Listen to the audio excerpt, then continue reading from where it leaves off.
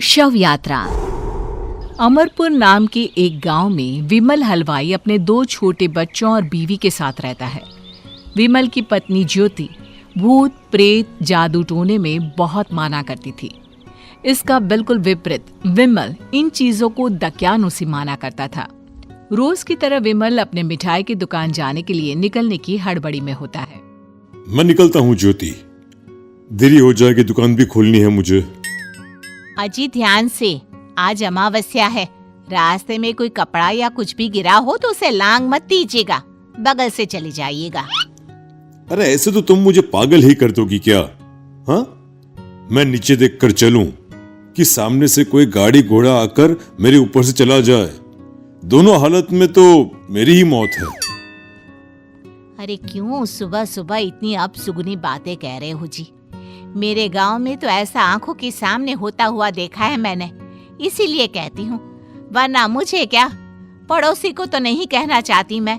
पति हैं आप मेरे, इसलिए बोल रही हूँ। विमल अपनी मिठाई की दुकान चला जाता है। दुकान पर पहले से ही ग्राहकों की लंबी लाइन लगी हुई थी। ये लो, वहाँ ज्योति अमावस्या को लेकर परेशान है और आज तो हमेशा से ज्यादा ही लंबी लाइन लगी पड़ी है। अच्छी खासी बिक्री होगी आज।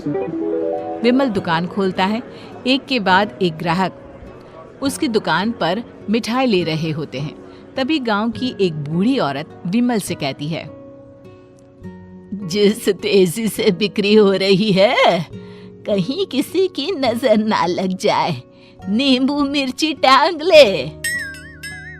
अरे क्या चाची तुम भी, ये सब नजर बजर कुछ नहीं होता है। कैसे लोग हैं मेरे आसपास। अपनी दुकान से शाम को विमल हंसते कूदते वापस घर आता है। हाँ, आज तो अच्छी खासी बिक्री हुई है। एक महीने में जितनी बिक्री होती है, एक ही दिन में आज उतने पैसे कमा लिए मैंने। ये तो बहुत अच्छा हुआ जी, आज ही घर की नजर उतारी है मैंने। बिक्री तो अच्छी होनी ही थी। अच्छा, तुम खाना लगा दो, सारा माल बिक चुका है। मुझे शहर जाना होगा, कुछ चीजों की जरूरत पड़ेगी। रात भर मिठाई बनाऊंगा, तब जाकर कल सुबह दुकान खोल पाऊंगा। खाना खाकर विमल शहर जाने के लिए निकल पड़ता है। सुनिए जी, ध्यान से जाइएगा। चौरस्ते पर किसी जादू टोने की चीज पर पैर मत रख दीजिएगा। हे भगवान, हद हो गई ज्योति, ये तो मैं जा रहा हूं। विमल गुस्से से शहर जाने निकल पड़ता है। रात का काला घना अंधेरा, चांद की एक भी किरण ना होने के कारण अंधेरे में कुछ भी देख पाना मुश्किल था। जंगल के बीच के एक अधकच्चे रास्ते से विमल जा रहा होता है। चारों तरफ गुफ अंधेरा और सन्नाटा सुनाई दे रहा था, और सुनाई दे रही थी विमल के पैर के नीचे आ रहे सूखे पत्तों की आवाजें।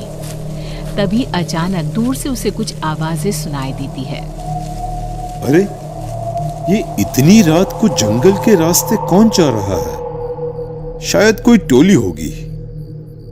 राम नाम सत्य है, राम नाम सत्य है, राम नाम सत्य है, राम नाम सत्य है। धीरे धीरे आवाज कुछ कुछ सुनाई पड़ती है। आवाज धीरे धीरे और नजदीक आती सी लगती है। विमल देखता है कि उसके सामने से सजी धजी सफेद कपड़े में लिपटी एक अर्थी निकल रही है, जिसके साथ 5 लोग ही थे। 4 आदमियों ने उसे कंधा दिया हुआ था। एक मटका लिए आगे आगे बढ़ रहा था। विमल के बिल्कुल सामने आकर अर्थी रुक जाती है। उसमें से एक आदमी विमल से कहता है, अरे भाई, जरा अर्थी को कंधा लगाना, मैं बहुत थक गया हूँ, बड़ी मेहरबानी होगी। हाँ भाई, कंधा तो मैं लगा दूं, पर रात को 12 बजे ये शव यात्रा, इस समय कौन अर्थी ले जाता है? तभी विमल को ऐसा लगता है कि शव में से आवाज आई, ये आवाज। मजबूरी है भाई, आप कंधा दीजिए, मैं रास्ते में सब बताता हूँ आपको। विमल अर्थी को कंधा दिए चल रहा होता है कि उसे ऐसा लगता है कि हाथ में मटका लिए जो आदमी शव के आगे चल रहा है उसके पैर उल्टे हैं। क्या हुआ भाई, हकला क्यों रहे हो? वो आपके साथी के पैर उल्टे। विमल अपनी बात पूरी भी नहीं कर पाता कि वो देखता है कि उस आदमी के पैर तो सीधे ही हैं।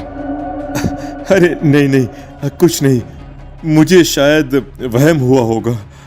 धीरे धीरे सब आगे बढ़ रहे होते हैं। तब विमल को अचानक लगता है मटके में से एक हाथ बाहर आ रहा है। विमल घबरा जाता है। इसके पहले वो कुछ बोल पाता, कल्लू कहता है, मेरा नाम कल्लू है। हम 6 दोस्त थे, जिसमें से एक को तो तुम सोया हुआ देख रहे हो। इतनी पक्की दोस्ती थी कि जैसे हम सब सगे भाई हैं। पर किस्मत का कोई क्या कर सकता है। आज से 4 साल पहले एक नदी में हम सब नहाने गए थे, जिसमें डूबकर राजेश की मौत हो गई। किसी मजबूरी के कारण हमें उसकी अर्थी को रात को ही शमशान घाट ले जाना पड़ा। हम 5 उसे ले जा रहे थे। 4 साल पहले आप 5 में मैं कुछ समझा नहीं। मंकू अपनी गर्दन पीछे घुमाकर अपनी आंखें बड़ी बड़ी कर विमल से कहता है, अरे भाई, पूरी कहानी खत्म होने दो, फिर बीच में बोल लेना, ठीक है? तभी रास्ते में एक हादसे में अपने दोस्त के साथ हम सभी मर गए।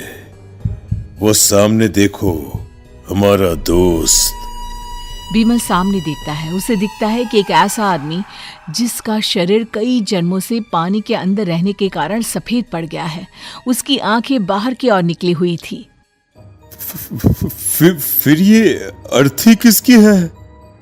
अर्थी के साथ के लोग अर्थी को नीचे रखते हुए एक साथ विमल की ओर देखते हुए कहते हैं, तुम खुद ही देख लो।